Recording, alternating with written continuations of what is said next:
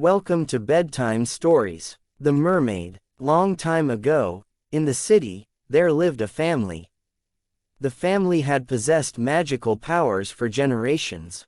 Whatever words any member of this family spoke came to pass and got real. And so, as the years went by, the people of this family grew cautious and quiet. They never responded quickly, they never spoke with anger. They always gave their words much thought, and so the family became very elite and formal in their speech. As time passed, the knowledge that they possessed began to dim and fade. Some even believed that they never possessed it at all. And so they grew less cautious, less formal. Time passed, there came to be a young girl in this family. She was a high-spirited girl, rebellious and fun-loving, and she loved nothing more than to swim. She sometimes swam in the river for hours, often swimming all the way to the place where the oceans met. Every time a chance she had, she swam. One day her mother sent her out on an errand, and she happily agreed to go. But as she passed the river, she smiled at the porpoises she spotted. They leapt and twirled, and they seemed to be luring her to swim with them. Without any hesitation and the thought of her mother's errand, she dived into the water. She swam, and many hours passed.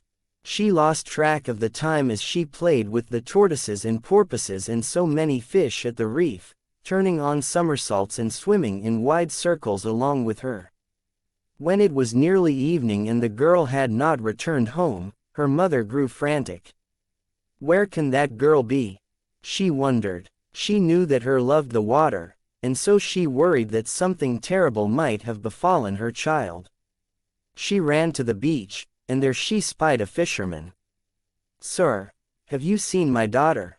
she cried, desperately. The fisherman pointed far out to sea, and mother stared into the setting sun. There she spied her daughter, happily swimming and diving among the sea creatures. Overwhelmed with relief and angry at her daughter's disobedience, her mother did not stop to think, she did not compose herself or weigh her words. Instead she simply ran to the edge of the shore and cried, "That girl should become a fish." At that very moment, the girl in the ocean felt something tug at her legs. First one, then the other leg turned rigid, and when she tried to kick, her both legs stuck together, and no matter how hard she tried, she could not pull them apart. Terrified and surprised, she used her arms to swim toward shore. As she moved slowly forward, she searched the beach, hoping someone there might save her. And then she saw her mother. She waved and called, help me, mother." Just then the girl's grandmother came to the beach. "My child," she called, and she waved and waved her arms. She loved her grandmother. She called to her, help me, grandma, please. Something is wrong." The grandmother swung to face the girl's mother. "See what you have done," she scolded. "Your words have come true. You were not careful. You know now what this family magic will do." The mother burst into tears, and the girl gasped for air as her lower body, to her astonishment, continued to change. Now it turned green, and when she touched her legs, she felt the scales growing there. "Grandma, please help me," she cried again, and her grandmother ran to the edge of the waves, gazed intently at her beloved granddaughter and cried, "Leave a part of her that belongs to me."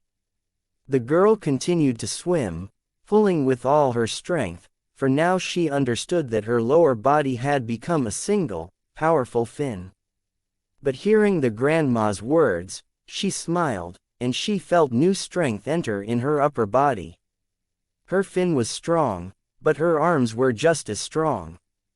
With just one stroke, she pulled herself ahead many feet, and then she wanted to try her lower fin.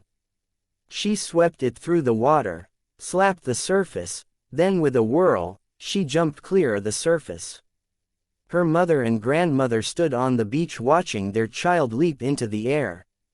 She spun and flipped as she sailed across the water's surface. She lunged deep and came up with tears in her eyes.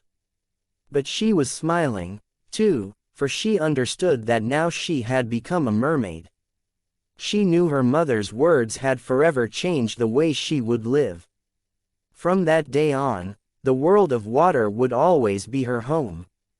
For many years sailors and fishermen told tales of sighting the mermaid, and many even tried to capture her, but to this day, nobody has captured the lively mermaid. If you like the story, please do like, share and subscribe. Thank you for listening. Good night.